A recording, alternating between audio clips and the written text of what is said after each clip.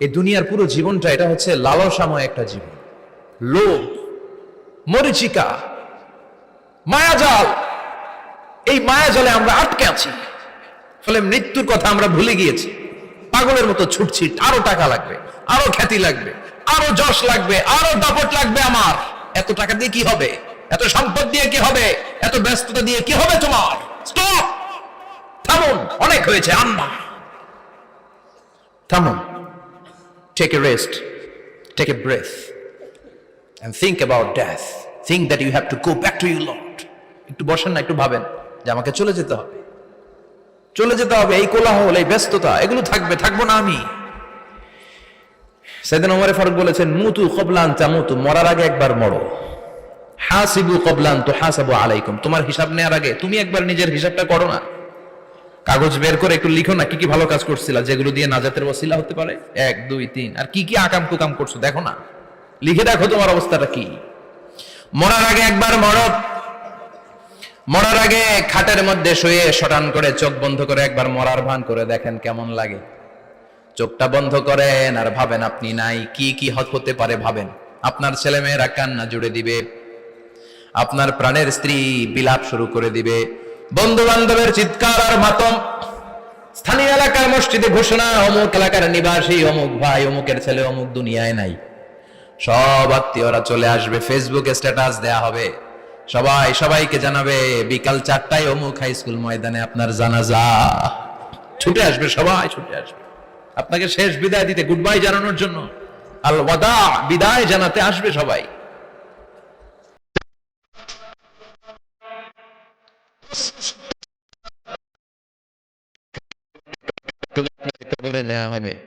আগে থেকে খুঁড়ে রাখা কবরটার মধ্যে আপনারা বিছিয়ে দেওয়া হবে, বাসামের কচি দিয়ে মাটির চাপা দিয়ে সব চলে যাবে। ভাবেন না একবার চোখ বন্ধ করে, this is the circle of life, this is the nature of life. এটা সবার হবে, আমার হবে, আপনার হবে। এত মায়া, এত ভালোবাসা কই যাবে? কেউ থাকবে না, সবাই আপনার অন্ধকার কবরে রেখে দিয়ে চলে আসবে। উপরে বাঁশের কঞ্চি, তার উপরে মাটির চাপা, অন্ধকার আর অন্ধকার। এই অন্ধকার যেন শেষ হতে চায় না, শুধুই অন্ধকার, ঠিক কিনা? এজন্য আমাদের চলে যেতে হবে। দাদা গেল, চাচা গেল, মামা গেল, আমাদেরকেও যেতে হবে, জোরে কোন ঠিক কিনা? একদিন মাটির ভেতরে হবে ঘরে মন আমার, কেন বন্ধ দালান ঘর, প্রাণ পাখি উড়ে যাবে পিঞ্জর ছেড়ে, ধরা ধামে সবই রবে, তুমি যাবে চলে, বন্ধু বান্ধব যত, মাতা পিতা যারা সুত, সবই হবে তোমার পরে, মন আমার কেন বান্ধ দালান ঘর, একদিন মাটির ভেতরে হবে ঘরে মন আমার, কেন বান্ধ দালান ঘর, ঠিক কিনা? সব করে থাকবে, চলে যেতে হবে আমাদেরকে। এজন্য আখিরাতের কথা যেন আমাদের স্মরণ হয়। বিশ্বনবী বলতেন, নাহাইতুকুমান জিয়ারাতিল কবুর, আমি তোমাদেরকে কবর জিয়ারত করতে আগে নিষেধ করতাম, কিন্তু এখন নিষেধাজ্ঞা প্রত্যাহার করে নিলাম।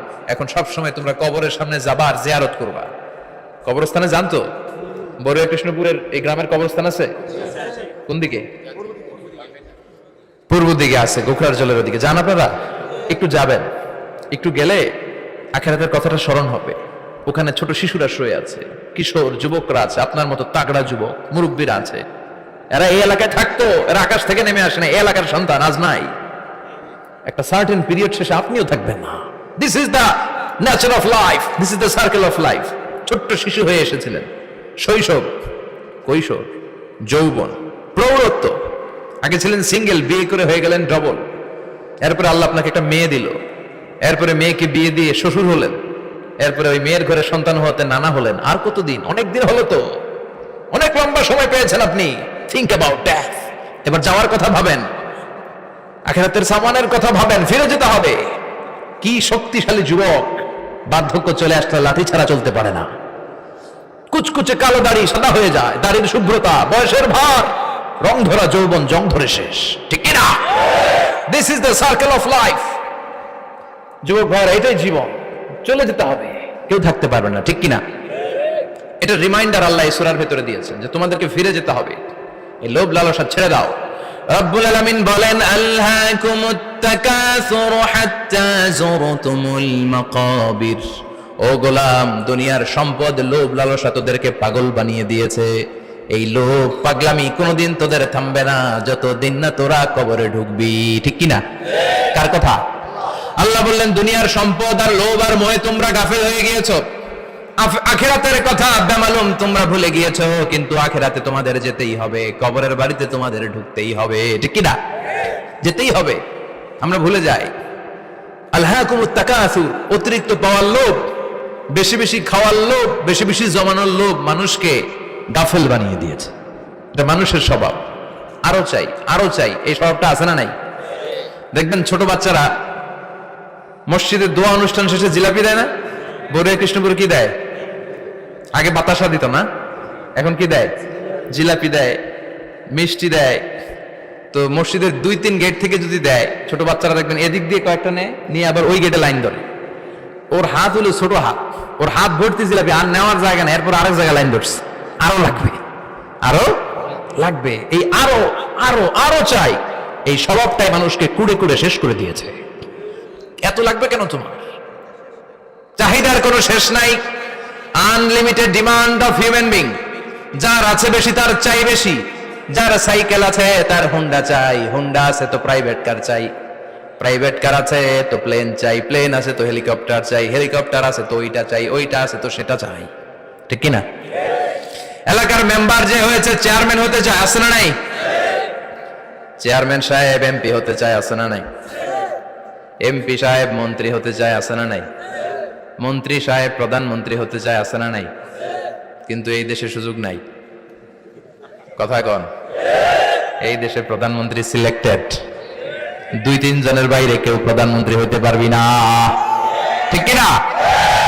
আমার এই জীবনে তো আমি 2-3 জনই দেখলাম। বেগম খালেদা জিয়া, মাননীয় প্রধানমন্ত্রী শেখ হাসিনার ছোট্টবেলা দেখেছি এরশাদকে, আমরা তখন ছোট। তো মানুষের চাহিদার কোনো শেষ নাই। যার আছে বেশি তার চাই বেশি। এজন্য বিষ্ণু বলেছেন উনজুরু ইলা মান হুয়া আসফালা মিন, তোমার চেয়ে যে খারাপ আছে ওর দিকে তাকাও।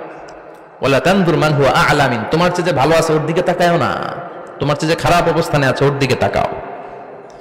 অনেকে নিজের অবস্থান নিয়ে সুখী না, এরকম আছে না নাই? আল্লাহ আমার এটা দিল না রে, ওইটা দিল না রে, পাইলাম না রে, কিচ্ছু হয় না, কি করব জীবন, হতাশ। আসলে আছে কিন্তু অনেক, কিন্তু শুকরিয়া নাই, ডাকাত। ঠিক কিনা? নিজের অবস্থান নিয়ে সুখী না, কিন্তু অনেক লোক আছে তারা আপনার অবস্থানে পৌঁছতে চায়। তাদের দিকে তাকিয়ে দেখেন, আপনি যে অবস্থানে আছেন এই অবস্থানে পৌঁছাটা অনেকের কাছে স্বপ্ন। তারা প্রতিনিয়ত সংগ্রাম আর স্ট্রাগল করে যাচ্ছে আপনার অবস্থানে পৌঁছতে, আর আপনি এটা নিয়ে সন্তুষ্ট না। শেখ সাদির নাম শুনেছেন? বালাগাল উলা কাশাফাদ দুজা, এই কবিতাটার রচয়িতা ইরানের বিখ্যাত এক কবি। উনি একবার আর্থিক সমস্যার মধ্যে দিয়ে সময় কাটাচ্ছেন, টাকা নাই, পয়সা নাই, পায়ে দেওয়ার মতো জুতা নাই। উনি খুব দুঃখ পেলেন, হায় রে, আমি ইরানের এত বড় কবি, আমার পায়ে দেওয়ার মতো জুতা নাই। দুঃখ ভরা মন নিয়ে রাস্তায় হাঁটতে বেরোলেন। হাঁটতে হাঁটতে হঠাৎ দেখলেন একটা লোক শুয়ে শুয়ে কাঁদছে, ওই লোকটার 2টা পাই নাই, পাই নাই। উনি সেজদায় পড়ে গেলেন, আল্লাহর কাছে ক্ষমা চাইলেন, আল্লাহ অনেক দিয়েছো, শুকর আলহামদুলিল্লাহ। এজন্য যেই পরিস্থিতিতেই থাকি না কেন আমরা কি পড়বো? জোরে বলেন, কি পড়বো? এজন্য কানাতু মিনাল ইসলাম, অল্পে তুষ্ট থাকার নাম হলো ইসলাম। সম্পদ লাগবে কিন্তু সম্পদের পাহাড় লাগবে না। ঠিক কিনা? অল্প খান, অল্প পড়েন, অল্প জমান, অল্পের ভেতরে বরকত ঢুকায়া দিছে কে? দেখবেন যাদের সম্পদ অল্প তারা সুখী বেশি। জরিপে এটা দেখা গিয়েছে, অনেক সার্ভেতে এটা এসেছে, যারা সম্পদশালী এরা দুঃখী বেশি, এদের দুঃখ বেশি, টেনশন বেশি। খুব স্বাভাবিক, টাকা যার বেশি রোগ তার বেশি, টাকা যার বেশি টেনশন তার বেশি, টাকা যার বেশি ঘরে শান্তি তার কম। আছে না নাই? ঘরের ভেতরে অশান্তি, ছেলে কথা শোনে না, ছেলে টানে গাঞ্জা, মেয়ে করে পরকিয়া। আছে না নাই? স্ত্রী কথা শোনে না, ভালোবাসা নাই, ঘরটা জাহান্নামের টুকরা। রোগ বালাই, এক একটা হসপিটাল বিল পরিশোধ করতে মাসে 5 লাখ 10 লাখ। আছে না নাই?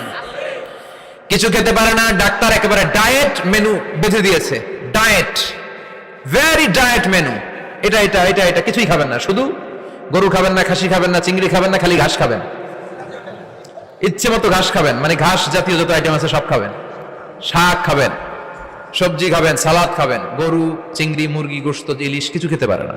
তাহলে রোগ বেশি, খাওয়ার মজা নাই, ঘরে সাংসারিক শান্তি নাই, খালি ব্যারাম আর ব্যারাম, ঠিক কিনা? কিন্তু সম্পদের পাহাড় গড়েছে। আর অল্প যারা খায়, অল্প পড়ে, রিক্সাওয়ালা, কুলিওয়ালা, অল্প বেতনের চাকরি, কিন্তু হক হালালি মেনে চলে, দেখবেন শান্তি আছে অনেক। হ্যাঁ, বাসা ভাড়া দেয়, ফ্যামিলি চালায়, বাচ্চাদের স্কুল বিল, এরপরও মাস শেষে 1-2 হাজার টাকা হাতে থেকে যায়। আর ওর প্রতি মাসে 10 কোটি টাকা ইনকাম, তারপরও ব্যাংকের ঋণ আছে না নাই? সুখ কারে বলে? কিভাবে আপনি সুখকে ডিফাইন করবেন? সুখ তো টাকায় কিনা যায় না, শান্তি টাকা দিয়ে হয় না, শান্তি দেওয়ার মালিক কে? শান্তি আছে অল্প খেয়ে শুকর করার মধ্যে, শান্তি আছে আলহামদুলিল্লাহর মধ্যে। চিল্লায় বলেন ঠিক কিনা? এজন্য অল্প খাবো, অল্প পড়বো, অল্প জামাবো, অল্পের ভেতরে বরকত দিয়েছে কে? দেখেন, ধনী ভাইরা খেতে পারে না, কিন্তু রিক্সাওয়ালার কি সমস্যা হয়? রিক্সাওয়ালারা সব খেতে পারে, কুলিওয়ালা, দিন মজুর, এরা একেবারে স্লিম সুঠাম দেহি, মেদহীন পেট, পেটে কোনো মেদ নাই, ভুড়ি নাই।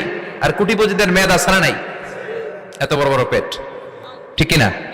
আমাদেরও পেট আছে, তবে হালাল পেট, এটা হারাম টাকা দিয়ে এই ভুড়ি বানাই নাই আমরা। চিল্লায় বলেন ঠিক কিনা?